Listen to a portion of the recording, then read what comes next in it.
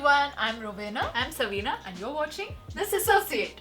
So yesterday we went for a grocery run to Carrefour and the first thing that we discovered when we entered were the skincare and the beauty aisles, and we went absolutely bonkers. I think we spent around 15 to 20 minutes there just meandering around the aisles and looking for new and exciting products that were displayed. And they were also on promotion, so Yeah. there was a lot of price Absolutely cut. bonkers. So we came across this moisturizer and the product is...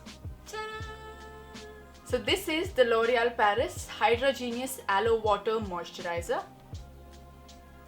Funny thing is, I was actually researching the product last night and I discovered that it's not a new product in the market. In fact, it has been around for almost 4 years now. This color, this bluish green, is actually very nice, very calming and soothing color. It just looks very hydrating. I mean, even if it's not, I think the packaging makes a lot of difference. So we've decided to give this moisturizer a try for roughly around 3 weeks from now. Alright then, see you in 3 weeks. Bye-bye. So now it's been 3 weeks since we've bought and used the product. And today we're going to be giving our honest, in fact brutally honest review of the moisturizer. So we're going to touch on all aspects in this review, right from the texture, the ingredients, value for money and the overall feel of the product. One of the first things we noticed and why we were actually drawn to this particular product on the aisle was because of its price. It was priced at just around 25 to 27 dirhams for a 70 ml bottle. But during these 3 weeks, we also found the same product at 2 other places, Lulu Hypermarket and Boots Pharmacy. In Lulu Hypermarket, this same product was priced at 42.75 for the same exact bottle, and in Boots Pharmacy, it was priced at 54.75 for the same bottle, 70 ml quantity. So yeah, I think what we found in Carrefour was a steal deal. Seriously. And if in Carrefour it was priced at 40, 50 plus dirhams, we would have probably not bought it. Now let's talk about its texture. I absolutely love the texture.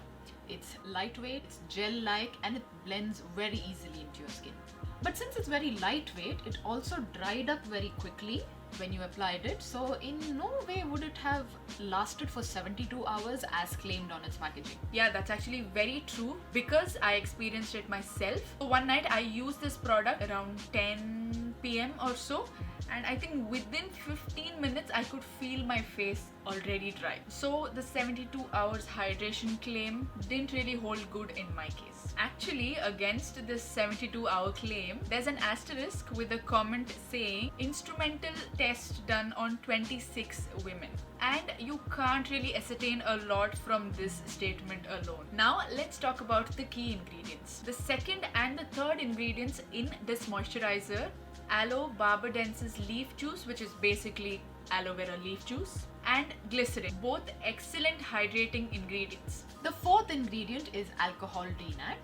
Then there is sodium hyaluronate and hyaluronic acid, both very hydrating ingredients. Now let's talk about the fragrance in this product. It's got a very watery, very aqua kind of fragrance, which is very obvious because it's all about hydration. Actually, I do not mind fragrance that much at all, as long as it's not very overpowering. Yeah, me too.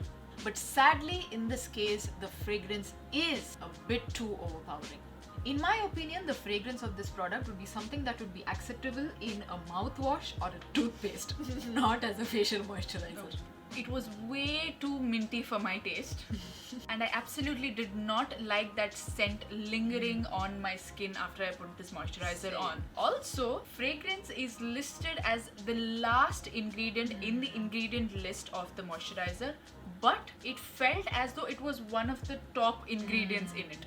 So I'm guessing the concentration of fragrance in this moisturizer was a lot more and it should have been listed somewhere higher up on the ingredient list. So that kind of feels a little shady to me. I don't know, it might just be my opinion, but it was We could very... be wrong. Yeah, exactly. We We could be wrong. But it remains a fact that the scent is way too overpowering. Way too overpowering. Because we wanted to try this product looking at it and we had really high hopes for it because it looked so good. The price was such a good deal, but Yeah, I think we know now why the price was such a good deal.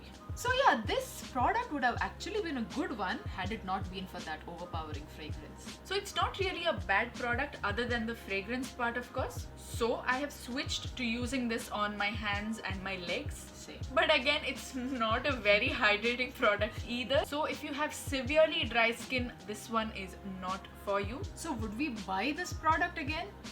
Definitely not. But are we going to toss it over into the bin? Also definitely not. Alright, so that was it for today. I hope you liked our video. Stay tuned for more honest product reviews in the future. If you like this video, make sure to like this video, subscribe to our channel, comment down below whatever you thought about this video, and we will see you in our next video.